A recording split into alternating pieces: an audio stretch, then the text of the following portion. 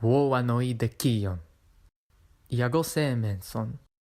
Iloloteo son ilogama son. Selladeion. Oidempe panas aviso canalena samalia. Sitagimawo wiamin wiabata la samogai. Kamoro sakisoleka la sahoia. Mapiki solen. Ikaili, and welcome to a showcase of another constructed fictional language of mine, Mapi. If you want to see a video summary of my first Conlang, you can see it here. For some background, Mapi is spoken in an area on the east side of the peninsula, surrounding the Siatin River and its tributaries. The earliest known spoken ancestor of Mapi can be traced back to the first peninsular civilization, which arose around 4,500 years ago in the south. Agriculture here caused explosive population growth that resulted in peoples speaking the proto-language spreading over the peninsula and the south of the continent of Kunin. While these distant groups began to speak in different dialects and eventually different languages, the peninsula was temporarily united under a single regional power, which led to the formation of a general peninsular dialect around 2,000 years ago. This common language, known as Piltel, became the basis of Mapi and the surrounding Piltelic languages, while many distantly related languages outside the peninsula have since been relegated to obscurity or entirely wiped out. In this video, I will be specifically focusing on the dialect of Itialenna and its surrounding regions. Mapi contains a mostly open syllable structure with a relatively small phonemic inventory.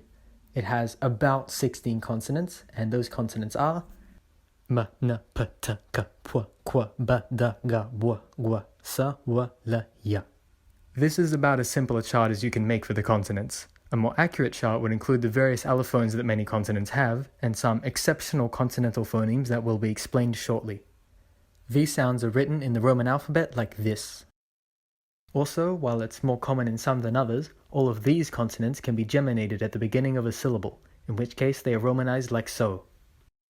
The phoneme written before as an alveolar affricate, which is quite notably not an affricate, developed from what historically was one, but now does not have a unique sound.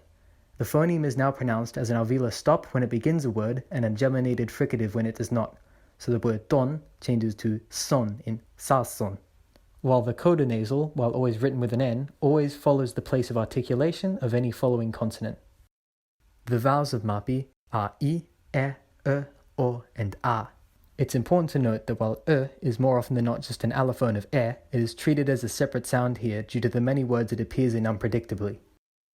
Either way, the vowels are romanized like this. All vowels in Mapi have a simple tone system independent from regular stress. Vowels with a high tone are written with an acute, while other vowels are pronounced with a neutral to low tone and are written just plain. All syllables have a simple CVN structure, a single vowel with the options of an onset consonant and the coda nasal. This also means that the language contains no diphthongs. Two vowels make for two syllables. So, the number allin consists of two syllables, one a lone vowel which is the stressed penultimate syllable, and the other which has both a geminated onset and a coda. The writing system of Mapi, much like that of Hrathkyomo, is directly descended from the ancient Aigonna script, which was slowly simplified over time. The script is to this day still logographic, which means that every base word either has its own unique character or is a combination of characters which hint to its meaning. For example, the character for story, epona, consists of the character for speak and the character for mouth. A more complicated example, the character for stick, consists of a tree and an arm, which can further be broken down into an ideogram containing the character for ground and the symbols for hand and body, which together mean arm. In order to fit with Mapi's grammar, which often contains significant amounts of information in one word, words are usually formed from several characters which represent every piece of information that a word contains. So, a simple example, like donna köta, is simply written with the character for house, the character for he, and the character for walk. However, some words cannot be broken down into separable prefixes and suffixes, such as words like donguieta.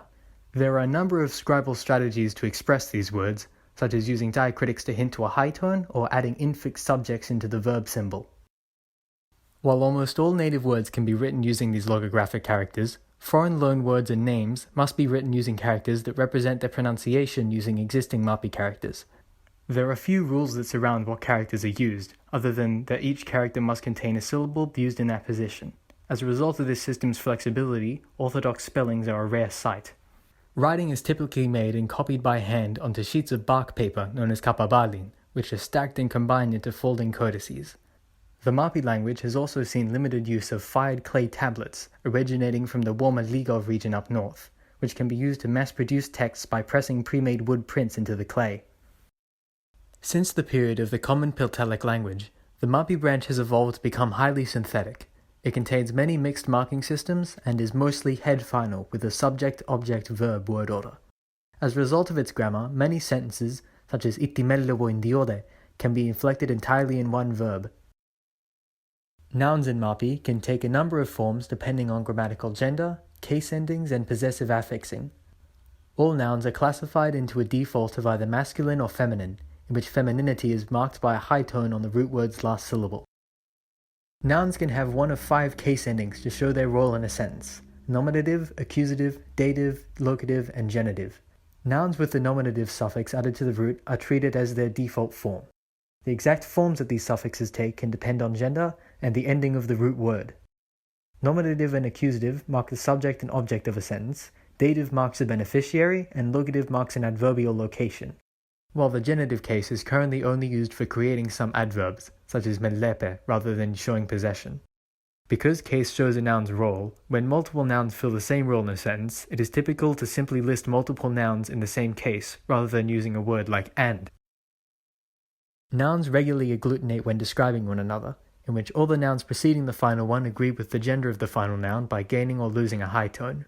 This feature is especially common as almost all adjectives are treated as nouns and fit into this system when describing something.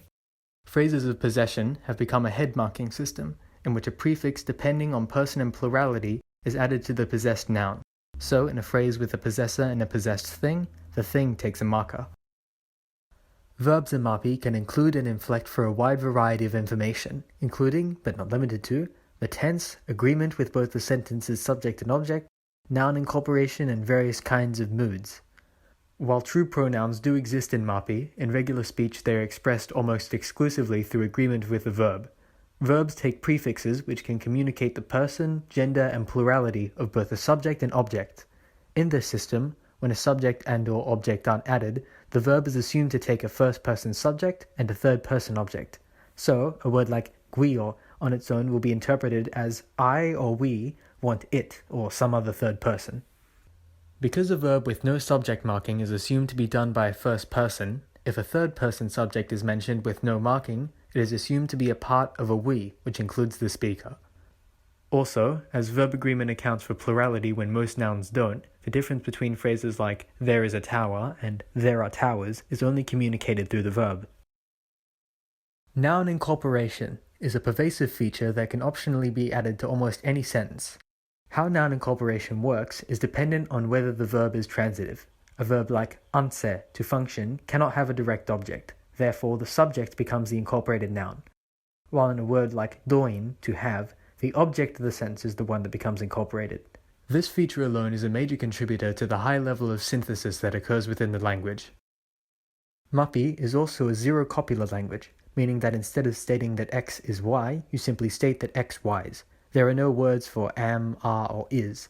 Any noun in its root form can be used as the predicate of such a phrase, and this predicate noun can take any of the affixes that a regular verb would. And that is about all I wanted to fit into this video.